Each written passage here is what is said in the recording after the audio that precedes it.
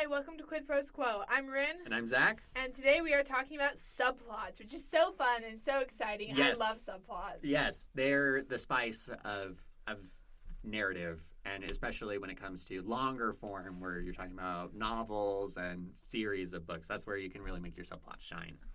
So I'm sure you already know what subplots are, but just in case you're new to writing or you don't have a super clear definition, the definition we'll be working with this episode is a minor plot that runs parallel to the main plot, and it often focuses on a main or secondary character. Right. So a good example of this is that in every YA novel these days, there's a romance subplot to go along with the non-romance A plot. So A plot, B plot is another way of talking about it. Mm-hmm.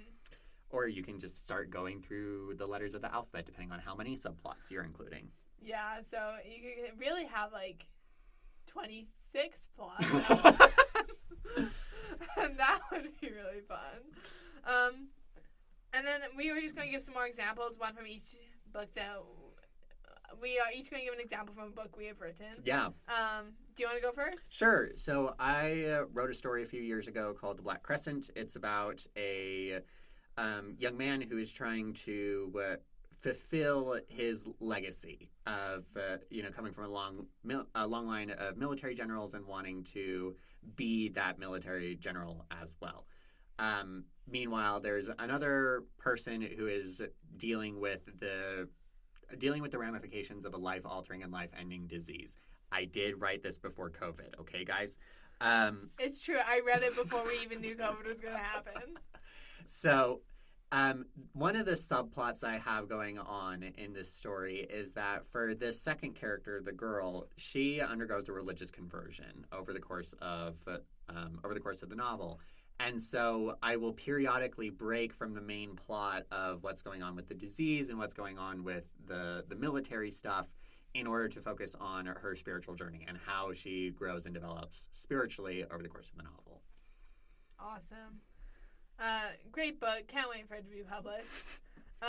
My book that I'm talking about is All Hail the Queen of Hearts, which is my first published novel. It is available on ckjensenauthor.com.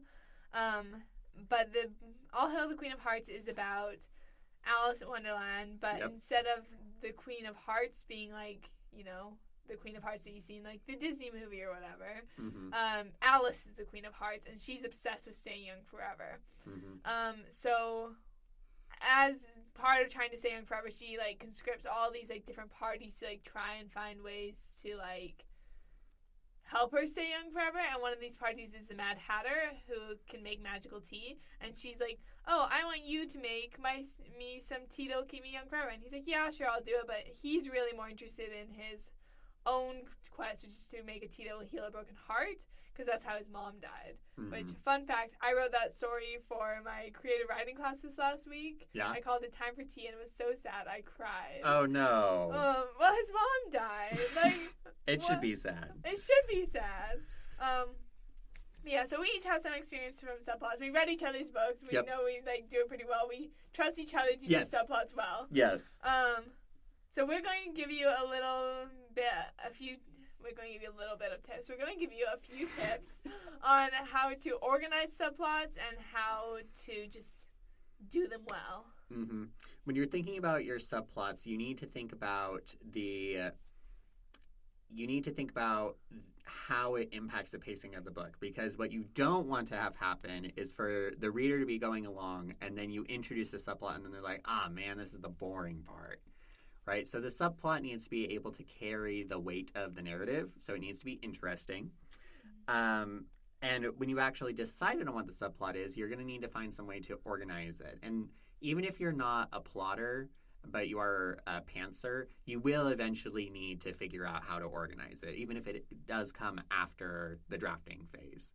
So I use spreadsheets because I love me a good spreadsheet. And so what you would do is that you would go through in the spreadsheet and you would have a row or a column corresponding to each subplot, and then you go through and say, what are the major beats in the subplots? And then with the spreadsheet, you can kind of make your timeline where it's like, okay, this is a beat in the main plot, here's a beat in the subplot, we're gonna put a break in the main plot so that this can happen in the subplot, and then you can go through and keep doing that. Yeah, exactly. In addition to using spreadsheets, I also like using index cards and like writing out major plot points for both the A plot and the B plots, and then organizing them. I actually just bought myself a bulletin board last night so I can pin them up. Yes. I'm so excited about it. But then, in regards to pacing, like you can think of it as either putting a break in the main plot to bring in the B plot, or the way I like to think about it is like braiding. Yeah. If you ever like braided hair or a bracelet or whatever, you know that you like have 3 strands, which I think is a good number of plots, like A plot, B plot, C plot. Yeah. Like it's not too much to handle. It's just good numbers. And you have to cross them over, and you can't just focus on 1 or 2 of the strands. You have to focus on all 3 and braid them in evenly to make sure that it makes sense. Yeah. And I like this metaphor of braiding because it reminds you that the subplot needs to come up regularly. Like you can't introduce a subplot and then it doesn't come up again until the very end of the book. That is not how you ought to do a subplot. It's supposed to show up, for example, if you have A plot, B plot, C plot, then it might be prudent to do like 2 beats of A plot, 1 beat of B plot, then a beat of C plot, and then you just repeat the pattern. Which will be good for your readers' brains, too, because we're pattern-seeking creatures. Yes. So you can do it that way. One of the things that is super powerful about subplots is that you can actually have a subplot carry weight in another plot. So you can kind of merge them together and then break them apart. So when I was writing The Black Crescent, I consider there to be 6 subplots, or like kind of 6 things that are going on at once. And there are certain moments in the book that carry weight in multiple plots. And when you get to the end of the book, I close off the subplots, oftentimes 2 or 3 at a time, because they all come together and they conclude based off of what happens in each of the plots. Which is another important note. Your side plots or subplots should all converge. They should all be relevant to the main plot. Here's kind of a non-example, or an example of how to do it not so well, is I was beta reading another friend's book, and the book was fantastic. Like, it was good, but then, the ending was kind of Deus Ex Machina, and I'm like, hey, if you want to, have this subplot, crescendo to this point, and, not have a Deus Ex Machina, then you need to, weave it in more. You gotta, sprinkle it. Yep. Exactly, sprinkling. For all of you without the video feed, that doesn't exist. Yeah. So you have to sprinkle it in. Yeah. Subplots. I got distracted by your sprinkles. Sorry. Apparently, I just can't look at you. I just can't look at you. That's just my magic power, is just to use my hands to I be think distraction. I just have ADHD.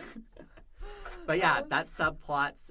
There's a lot to go into with how to do subplots well, and so we've just barely scratched the surface here. But we hope that with this kind of intro, you can get started and start building skills from there. This has been Quid Pros Quo. Thank you for joining us, and we'll see you next time.